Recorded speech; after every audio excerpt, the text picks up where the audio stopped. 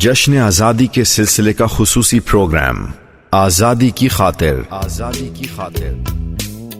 شہنشاہ جہانگیر کے دور میں مسلمانوں کو حاصل ہونے والا عروج مغل بادشاہ اورنگزیب عالمگیر کے عہد تک باقی رہا۔ اورنگزیب کی وفات کے بعد اس کے جانشینوں نے حکومت سنبھالی، لیکن وہ اپنی نااہلی کے سبب نظام حکومت چلانے میں ناکام رہے اور ایک بار پھر بر صغیر میں مسلمانوں کے زوال کا آغاز ہوا۔ اسلام دشمن قوتوں نے ہر طرف سر اٹھانا شروع کیا۔ کئی علاقوں میں انہوں نے مسلمانوں کو غلام بنایا، لیکن اس سے پہلے کہ مسلمان تباہی کے گڑھے میں گر جاتے، قدرت کو رحم آ گیا اور اس نے ان کی حالت سنوارنے کے لیے انہی میں سے ایک شخص کو مامور کر دیا۔ اس شخص کا نام تھا شاہ ولی اللہ۔ شاہ ولی اللہ نے تمام حالات کا جائزہ لیا اور باقاعدہ ایک اصلاحی تحریک کا آغاز کیا۔ اس تحریک کا سرا آگے چل کر تحریک پاکستان سے ملتا ہے۔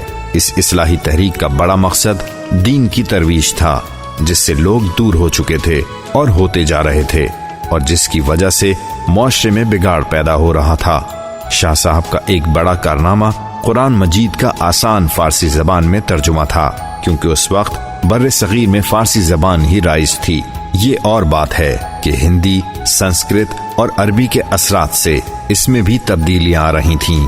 شاہ صاحب کا اس ترجمے سے یہ مقصد تھا کہ لوگ اس کو پڑھ کر سمجھیں اور اس پر عمل بھی کریں، اسی طرح معاشرے میں سدھار پیدا ہو سکتا ہے۔ شاہ ولی اللہ کے زمانے میں بر صغیر میں انقلاب کے بادل چھانے لگے تھے۔ مغلیہ سلطنت کا سورج غروب ہوتا نظر آ رہا تھا اور انگریز اپنے قدم جما رہے تھے۔ اسی وجہ سے انگریزی زبان بھی بتدریج پھیل رہی تھی۔ اس کے ساتھ ساتھ مسلمانوں کی کمزور حالت دیکھ کر مرہٹے اور ہندو بھی خود کو مضبوط کر رہے تھے۔ مسلمانوں کی آزادی کے دن کم سے کم ہوتے جا رہے تھے، لیکن ان کو اس کا احساس ہی نہیں تھا کہ وہ کتنی بڑی دولت کھو دیں گے۔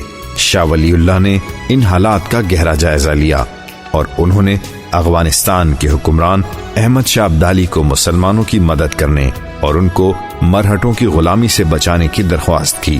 احمد شاہ ابدالی آپ کی درخواست پر ایک بڑی فوج لے کر حملہ آور ہوا اور پانی پت کے میدان میں مرہٹوں کے ساتھ ایک زبردست لڑائی کے بعد ان کو شکست دی اور مسلمانوں کی آزادی کو اگلے کئی سالوں کے لیے محفوظ کر دیا۔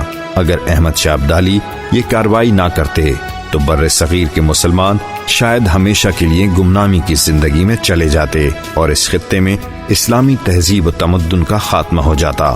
اس واقعے کے چند سال بعد شاہ ولی اللہ کا وصال ہو گیا اور مسلمان ان کی کاوشوں کے بعد ایک بار پھر آزادی کی فضا میں سانس لینے لگے۔ آزادی حاصل کرنے کے لیے نہیں، اس کو برقرار رکھنے کے لیے بھی ہمیشہ ایثار و قربانی کی ضرورت ہوتی ہے۔ جشن آزادی کے سلسلے کا خصوصی پروگرام آزادی کی خاطر سننا نہ بھولیے 14 اگست تک صرف FM 100 پر۔